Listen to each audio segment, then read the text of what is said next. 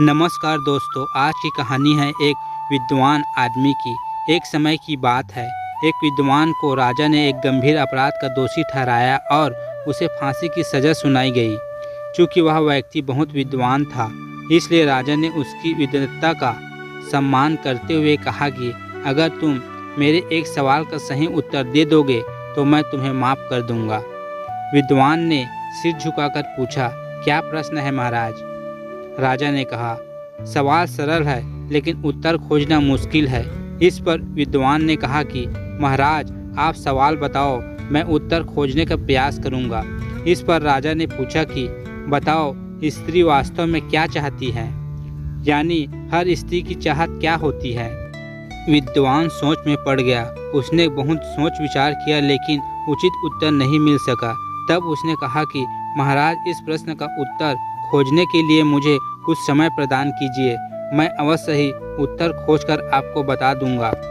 राजा ने उसे 1 साल का समय दिया और कहा कि आज से ठीक 1 साल के अंदर अगर तुम इस सवाल का जवाब नहीं दे पाए तो तुम्हें बिना कोई अवसर दिए फांसी दे दी जाएगी।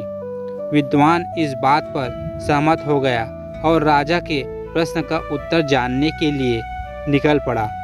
विद्वान ने पूरे राज्य में घूमकर कई ज्ञानी पंडितों, साधु संतों और सामान्य लोगों से यह सवाल पूछा, लेकिन हर कोई अलग अलग जवाब देता। कोई कहता धन तो कोई कहता सम्मान, किसी ने कहा प्रेम तो किसी ने कहा सुरक्षा, पर कोई उत्तर ऐसा नहीं था जो उसकी समस्या सुलझा सके। तभी किसी ने उसे सुझाव दिया कि दूर जंगल में एक भूतनी रहती है। कहा जाता है कि वह हर सवाल का उत्तर जानती है।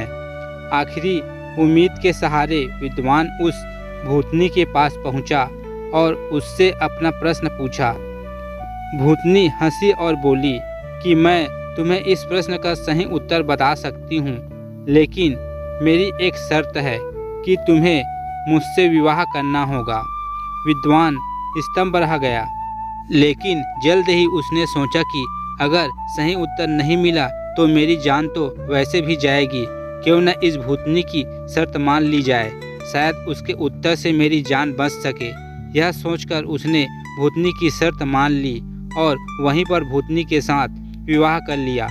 विवाह होते ही भूतनी ने कहा, तुमने मेरी शर्त मान ली, इसलिए मैं तुम्हें खुश करने के लिए एक और सौगात देती हूँ। मैं दिन के 12 घंटे सुंदर परी बनकर रहूंगी और 12 घंटे भूतनी, लेकिन ये तुम तय करो कि मैं दिन में परी बनूं या रात में। विद्वान गहरी सोच में पड़ गया। उसने विचार किया कि अगर यह दिन में परी बनकर रहेगी तो दुनिया देखेगी, लेकिन मेरा रातें कटना मुश्किल हो जाएगा, और अगर यह रात में परी बनी तो दिन नीरस सा हो जाएगा। अंत में उसने मुस्कुराते हुए कहा कि हे प्रिय, तुम्हें जो भी अच्छा लगे तुम वही करो, मेरी खुशी तुम्हारी मर्जी में है। विद्वान की बात सुनकर भूतनी भावुक हो गई। उसने कहा, चूँकि तुमने मुझे अपनी मर्जी का अधिकार दिया है, इसलिए मैं हमेशा के लिए परी ही बनकर रहूंगी। और फिर उसने विद्वान को स्त्री की सबसे बड़ी चाहत का उत्तर बताया। उसने कहा कि स्त्री हमेशा अपनी मर्जी से जीना चाहती है।